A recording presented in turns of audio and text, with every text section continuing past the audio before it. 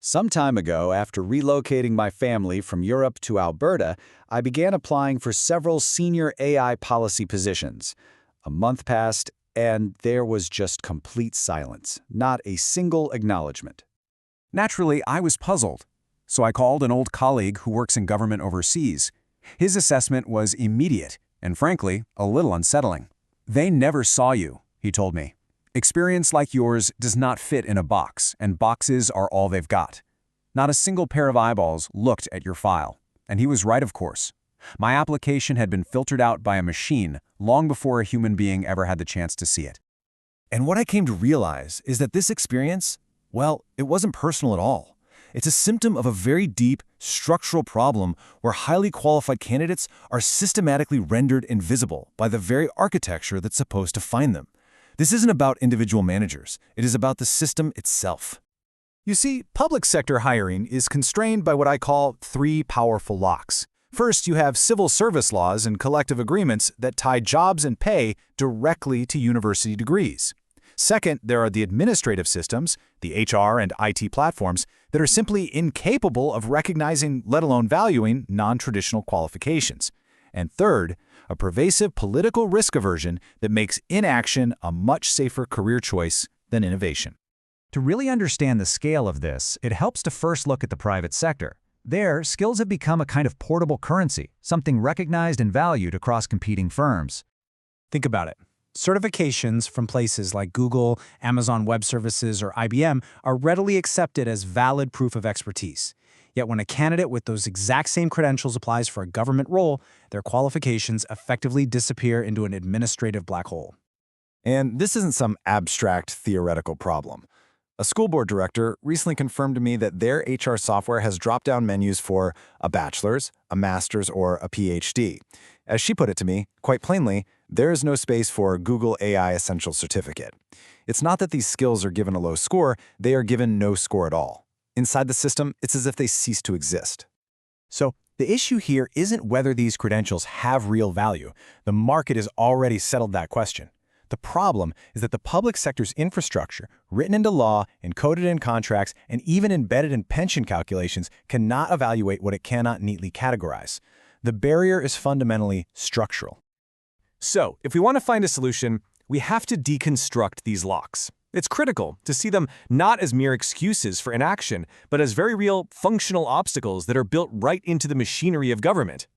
Let's start with lock number one, the legal and financial architecture. Civil service laws don't just suggest degree requirements, they often mandate them. They literally hardwire job classifications, pay scales, and even pension entitlements directly to specific educational credentials. This is reinforced by union agreements where salary grids are tied to years of formal education.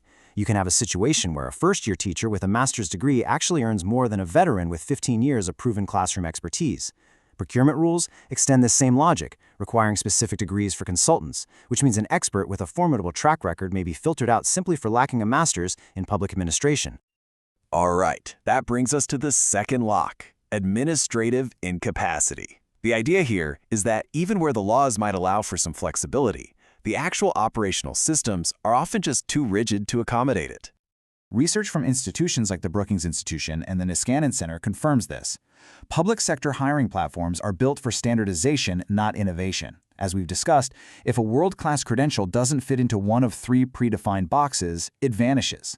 It is not assessed and then rejected. It is never assessed at all. And that leads us to the final and frankly most powerful barrier of all. This is the master lock, political risk aversion. You see, public sector decisions are subject to a level of scrutiny that simply has no parallel in private industry. Think of it this way. A failed hire in the private sector, that's a manageable cost of doing business. But in government, that same hire can become a media scandal, a formal inquiry in the legislature, and a career-defining problem for a senior official. This creates an institutional culture that punishes trying and failing far more harshly than it punishes failing to act. And this explains the enormous gap between policy announcements and reality.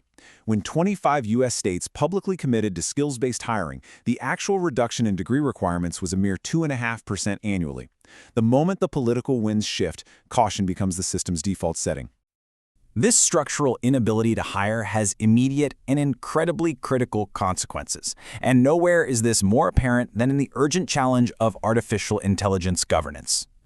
There's a profound paradox at the heart of public administration today. On one hand, governments openly state their urgent need for people who understand AI, data, and complex systems. Yet on the other, those same governments operate systems that actively filter out the very people who possess these skills.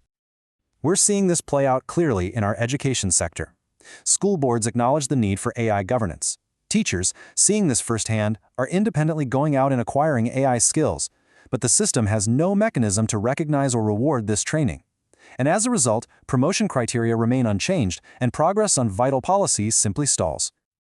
Now, this failure to adapt is not a static problem. It creates a self-reinforcing cycle of institutional decay, one where inaction makes future action more difficult and much more costly. We can call this the doom loop. It begins as talent shortages create gaps in public services. These gaps then force a reactive reliance on stopgap automation. This, combined with a lack of opportunity for skilled people, accelerates a brain drain to the private sector. And with each cycle, the costs and political risks of reform compound, making meaningful change even harder. The professionals inside government understand this perfectly. They are not blind to the challenge. They are capable people caught in a system that rewards caution over capacity. But standing still is not a neutral act. Every single year of delay widens the talent gap and makes true reform that much more politically expensive. And all of this leaves us with a fundamental question. We are entering an era of unprecedented change, one that demands new skills and new ways of working. So, when a system cannot even recognize the talent it so desperately needs, how can it possibly be expected to solve the problems of the future?